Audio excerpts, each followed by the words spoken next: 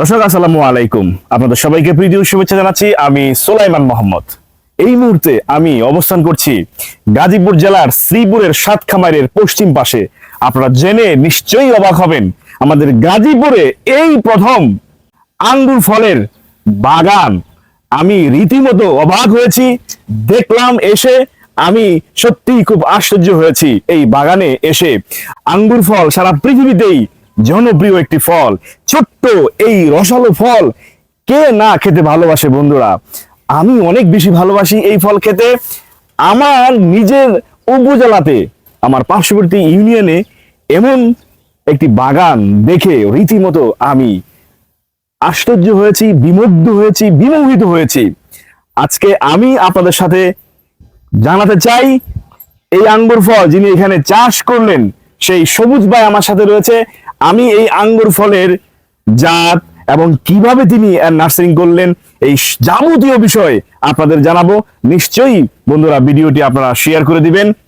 চলুন আমি আর কালক্ষেপণ না করে, কৃষি উদ্যোক্তা তরুণ সবুজ ভাই এই মুহূর্তে আমার সাথে রয়েছে। ভাই কেমন আছেন আপনি? আসসালামু আলাইকুম। ওয়ালাইকুম সালাম ওয়া রাহমাতুল্লাহ। আছি আলহামদুলিল্লাহ। কেমন আছেন? জি আলহামদুলিল্লাহ। এই আঙ্গুর ফল সম্পর্কে জানতে চাই, এটা কি জাতের? জি, এটা হচ্ছে সুপার সোনিকা জাতের একটা আঙ্গুর। এটা আমরা ঝিনাইদহ জেলার মহেশপুরের যোগীউদা গ্রামের আব্দুল রশিদ ভাই, যিনি বাংলাদেশের সর্বপ্রথম আঙ্গুর চাষ করে, আচ্ছা। ওনার কাছ থেকে আমরা ওনার বাগানে যে ঘুরে দেখে তারপরে এই চারাটা আমরা সংগ্রহ করি। আচ্ছা, তো আচ্ছা। আমাদের এখানে আমরা সর্বপ্রথম প্রায় 1 বছর আগে আর কি হ্যাঁ হ্যাঁ 25 পিস চারা সংগ্রহ করি আচ্ছা আচ্ছা পরীক্ষামূলক ভাবে। আচ্ছা তো আঙ্গুর আসলে 7 মাস বয়স থেকে ফলন দেয়, আচ্ছা আচ্ছা কিন্তু আমাদের কিছু পরিচর্যার অভাবে, বাগানে যেহেতু অন্যান্য ফলের গাছ আছে আচ্ছা, আচ্ছা। সেহেতু কিছু পরিচর্যার অভাবে এখন একটু আমাদের দীর্ঘ সময় লাগছে।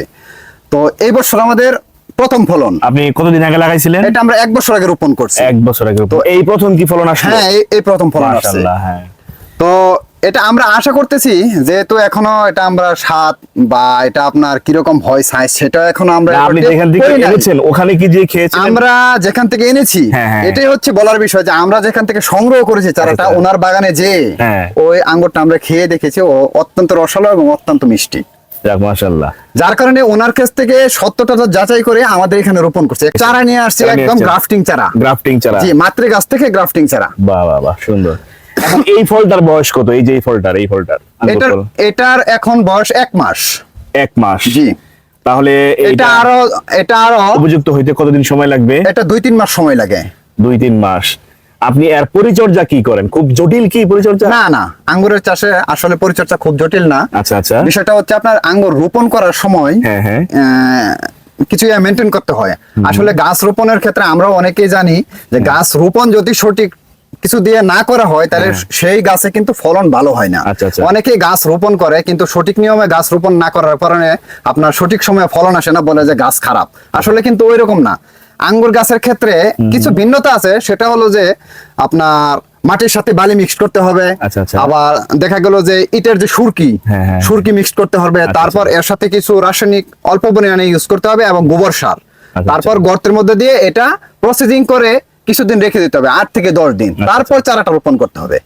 আর আরেকটা বিশেষত্ব হচ্ছে যে গাছের গোড়ায় দেখা যায় যে অনেক সময় পানি জমে থাকে, কিন্তু পানি জমে রাখা যাবে না। আচ্ছা। আবার যখন দেখা যায় যে শুকিয়ে যায় তখন মানে পর্যাপ্ত পরিমাণে সেচ দিতে হবে। আচ্ছা। তো অনেকে একটা জিনিস মনে করেন, যারা ইতিপূর্বে আমাদের বাগানে আসছেন হ্যাঁ হ্যাঁ হ্যাঁ তখন অনেকে দেখছে যে শীতকালে আঙ্গুর গাছের পাতা ঝরে গেছে।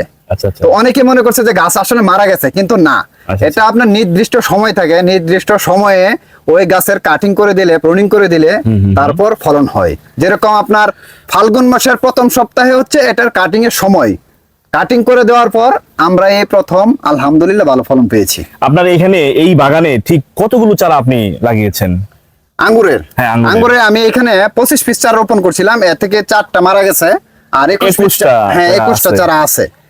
তাহলে আপনি মানে আলহামদুলিল্লাহ পর্যাপ্ত পরিমাণ আপনার কিন্তু ফলন আসছে, আপনি জি। খুশি? আলহামদুলিল্লাহ। আলহামদুলিল্লাহ আমি খুশি। আপনার এই নিয়ে ভবিষ্যৎ পরিকল্পনা কি? এ নিয়ে ভবিষ্যৎ হচ্ছে, যদি এটার স্বাদ এবং সাইজটা যদি ভালো হয় তাহলে আমরা সর্বপরিসরে আরো বাড়ানোর চেষ্টা করব আচ্ছা আচ্ছা বাণিজ্যিক ভাবে। আচ্ছা, এই যে আপনি বাঁশ দিয়ে দিয়েছেন, এটা কি ওইখানে দেখে আসছেন না ইউটিউব থেকে? না না, ওনার বাগানে সেম একই, কিন্তু আমাদের হ্যাঁ, হ্যাঁ। যেহেতু পরীক্ষামূলক সেহেতু উপরের মাচা যেটা হ্যাঁ, সেটা হ্যাঁ। একটু নরমাল হয়েছে। আসলে হ্যাঁ, হ্যাঁ। আঙ্গুর গাছে একবার মাচায় উঠে গেলে হ্যাঁ, হ্যাঁ। সেটা তো আপনার পরবর্তীতে রিপ্লেস করা সম্ভব না। আচ্ছা, সেহেতু ওনার বাগানে যেটা দেখে আসছি, উনি সিমেন্টের পিলারের মধ্যে বাঁশ দিয়ে দিছে, কিন্তু আমরা কাঠের মানে বাঁশের মধ্যে দিয়েছি, তো এই কারণে এটা আমাদের রিপ্লেস করা একটু অসুবিধা হবে।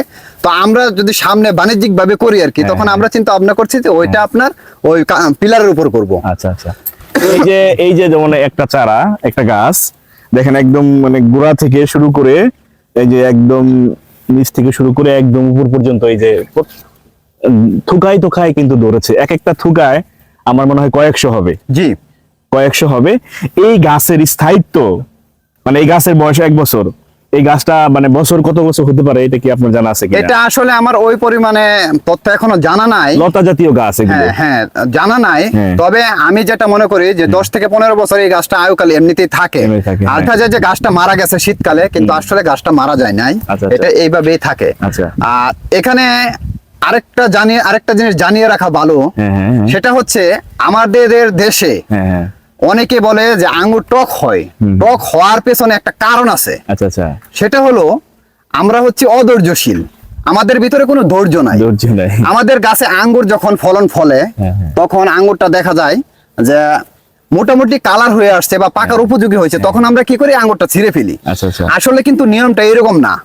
আঙ্গুর কালার এবং ভিতরে রস হওয়ার পরে মিনিমাম 10 দিন আরো গাছে রাখতে হবে, তারপর এটার মিষ্টিটা আসবে। কিন্তু আমরা আগেই।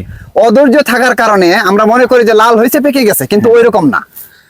আচ্ছা, আপনি কি এখান থেকে গ্রাফটিং সিস্টেমে চারা দিবেন, মানে বিক্রি করবেন? হ্যাঁ, আমরা এই বছর ফলন পাওয়ার পরে আমরা আশা করতেছি যে এখান থেকে চারা আমরা নিজেরা করে নিজেরা রোপণ করব, এমনকি বাইরে সেলও করব। কত করে সেল করবেন প্রতিটি গ্রাফটিং চারা? এটা আমরা তখনকার বাজার অনুযায়ী যেটা হয় আর কি, আচ্ছা, সেটা। আর একজন আসলে আমাদের এখানে একটা নিউজ থাকে, সেটা হলো একজন আমাদের বাগানে আসবে, আর সেখানকার ফলটা সংগ্রহ করে নিজ হাতে খাবে, এবং খেয়ে দেখার পর যদি মনে হয় যে খাওয়ার উপযোগী, তারপর এখানে যাই নেবে, এখান থেকে সরজমিনে নিয়ে যাবে। আচ্ছা আচ্ছা আচ্ছা, সবুজ ভাই আপনাকে অনেক ধন্যবাদ। জি, আপনাকেও আমরা ধন্যবাদ। বিশ্বাস করি এই সবুজ ভাইয়ের এই যে পরিশ্রম এবং এই যে অবাক করে দিলেন আমাদেরকে, আমরা বিশেষ করে যারা গাজীপুরের মানুষ, আমার কল্পনাতেও ছিল না যে আমার বাড়ির পাশে এমন আঙ্গুর ফলের বাগান পেয়ে যাব। রীতিমতো অবাক হয়েছি। আপনাকে অসংখ্য ধন্যবাদ। জি, আপনাকেও ধন্যবাদ। আমরা চাই আপনার এই ফল, এই আঙ্গুর ফল দেশের মানুষের চাহিদা পূরণ করে দেশের বাইরেও আপনার সাপ্লাই হোক, এবং যারা কৃষক রয়েছেন, তরুণ যারা উদ্যোক্তা রয়েছেন, যারা চাকরির পিছনে না ছুটে আপনার মতো যারা এরকম সফল হয়েছেন, আপনাকে অনুকরণ করতে পারে। এবং আপনার তো আমি জানলাম যে এখানে কতটুকু জমি দেখলাম? 8 বিঘা। 8 বিঘাতে কি কি ফল করেছেন আপনি? এখানে আম আছে, কমলা আছে, মালটা আছে, আর এই যে আঙ্গুর দেখতে পাচ্ছেন। চমৎকার। পাশাপাশি কিছু আনারের গাছ আছে, সবেদা আছে। আপনি তো ড্রাগন আছে। আপনার এটা নিয়ে আপনার স্বপ্ন, এই বাগান আপনি বাণিজ্যিক ভাবে করেছেন। জি। আপনি চাকরির পিছনে না ছুটে জি। এই যে হাজার হাজার যারা তরুণ রয়েছে বেকার, তাদের উদ্দেশ্যে আপনি 1 মিনিট একটু বলেন please। তাদের উদ্দেশ্যে এটাই বলার থাকবে যে অন্তত পক্ষে চাকরির পিছনে অন্যের অধীনে